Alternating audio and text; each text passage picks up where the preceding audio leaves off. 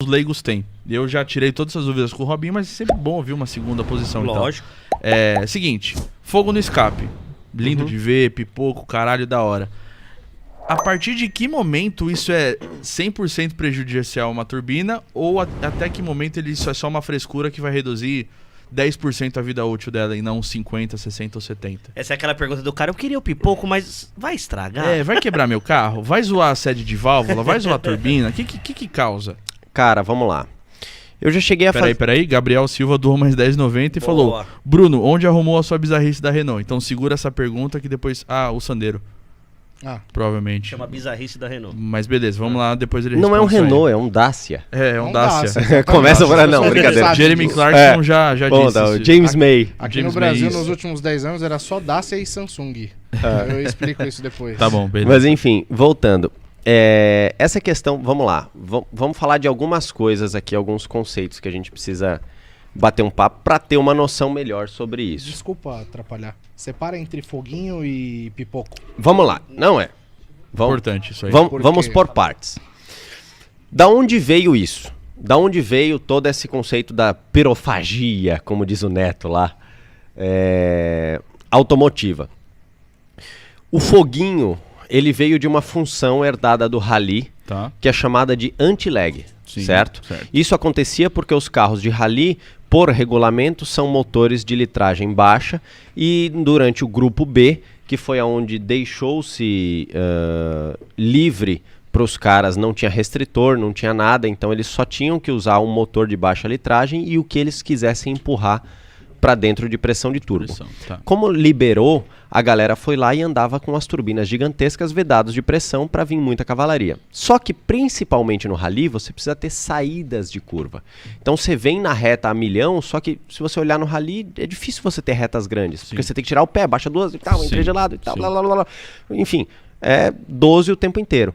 A turbina perdia o fôlego, então eles criaram estratégias para manter aquela turbina girando numa velocidade razoável, para que a hora que ele voltasse a dar pé no acelerador, a turbina já estivesse girando e aí, consequentemente, ele não tivesse que carregar novamente. Isso é o anti-lag. A grosso modo é um brake boost na curva ali. Você carrega a turbina... Pode ser feito de inúmeras maneiras. Inclusive tem um que é muito legal, que é como a Subaru fazia.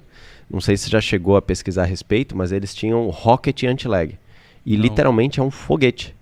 Ele faz um jato queimando combustível cru. Que foda. Queimado a jato dentro do coletor de escapamento antes do turbo. Caralho, velho. Isso eu não sabia, não.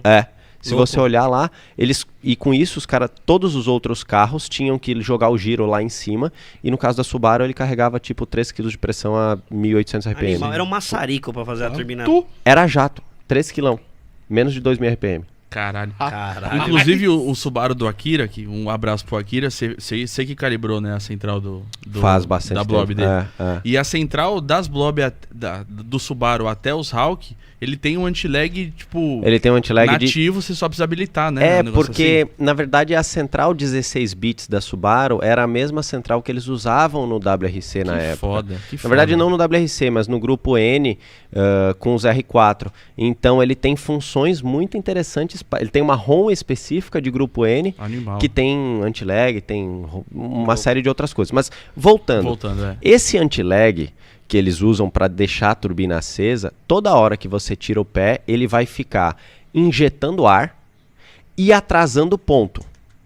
Por quê? Com aquele ar injetado, ele vai o pistão sobe, ele dá a faísca e desce explodindo. Quando você ativa o anti-lag, ele sobe, não explode, desce, abre a válvula de escape e aí ele explode, para que essa explosão se propague por dentro do coletor de escape e gire a turbina a milhão. Beleza? Beleza. Isso é o anti-lag que eles usavam no rally. Não é só isso, como eu te falei, a Subaru tem o Rocket e tal, tem outras estratégias, mas majoritariamente é isso. Essa era uma delas. Isso faz a turbina ficar carregada. É muito parecido com o que o pessoal na arrancada usa como two-step, certo? Só que tem e isso é danoso para os turbos. Isso reduz muito a vida útil porque a temperatura de escape eleva-se a níveis muito altos, certo?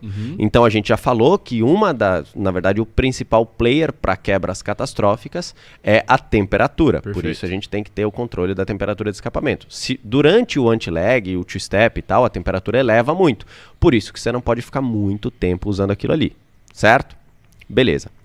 Qual é a principal característica, seja do anti-lag ou do two-step para uma arrancada? A principal característica? Isso. O que tem em comum esses dois ali? Em funcionamento do motor? Isso. Atraso de ponto e Beleza, enriquecimento? tem atraso de ponto, mas o que ele tem nos dois que você fala assim, caramba, realmente faz sentido ele gerar muito calor? Turbina girar muito? Não sei. Combustível. Errado. Combustível eu posso jogar em qualquer momento. Tem que ter ar, irmão. Se você não tiver ar, você não vai ter calor. Faz sentido. Porque o ar é o que gera a combustão. Tá. Então, para esses dois sistemas funcionarem de maneira satisfatória para atingir o objetivo que é carregar a turbina, você precisa alimentar o motor com oxigênio para que aí o atraso de ignição gere um spool na turbina. E esse ar, a borboleta abre e fecha ou é o próprio vácuo do motor? Não, é a borboleta do motor aberta. Que louco. No rally a borboleta não fechava. Não fecha. Você tirava o pé, ele abria uma entrada de ar falsa no coletor para alimentar o anti-lag. Entendeu? Entendi. Então, é isso que acontece. Quando a gente faz os pops and bangs, majoritariamente, você fecha a borboleta. E você não abre ela. Não há níveis de gerar uma temperatura que vá dar patamares minimamente próximos do que dá um anti-lag durante uma arrancada. Perfeito. Então, o dano, consequentemente, não vai ser ocasionado ou não vai ser nem de perto semelhante ao que é um anti-lag ou ao que é um two-step durante uma arrancada. Porque a temperatura não vai chegar lá. Se você colocasse um sensor de temperatura de escapamento lá no Sandeirinho, a hora que a gente dá aqueles flames muito loucos lá de GTR, você vai ver que a temperatura durante aqueles flames no escapamento é mais baixa do que o carro de pé trancado. Pausa dramática. Louco, né?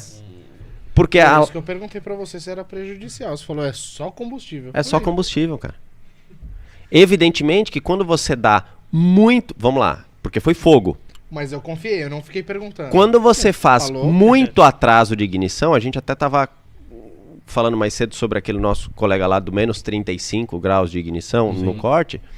Quando você dá muito atraso de ignição, evidentemente que você vai ter ali uma propagação de uma onda de choque muito violenta para dentro do escapamento. Evidentemente que a turbina não vai gostar muito disso. Ela tá na frente. Ela tá ali na frente de tudo. A mesma coisa, cara, eu já abri um abafador de um carro parecendo uma couve-flor, cara. Com essa brincadeira de tirar. Mas, tipo, sede de válvula. Tudo inteiro. Cara, vamos botar ali que talvez como é que é o vedador ali em cima da válvula? Retentor? O retentor da Vedador de válvula ali, retentor. evidentemente que você vai dar uma pressão ali no escapamento daquele golpe de ar. Claro. Porra, que aquele motor não vai aguentar 100 mil quilômetros, que ele vai começar a fumar ali com 60, 70. Tipo, não é uma coisa que, tipo, você vai andar 2 mil quilômetros e vai estragar, Sim, entendeu? Entendi. Tem coisas muito mais danosas para você fazer com o carro, como, por exemplo, você fazer uma calibração para pódium e abastecer com comum e trancar o pé, porque daí você vai ter detonação, do que, por exemplo, os pops. Entendeu? Entendi. E aí a galera fica às vezes, né, falando, não, mas o que estragou foi esses pipocos aí. Porque lógico que o efeito assusta, né? Sim.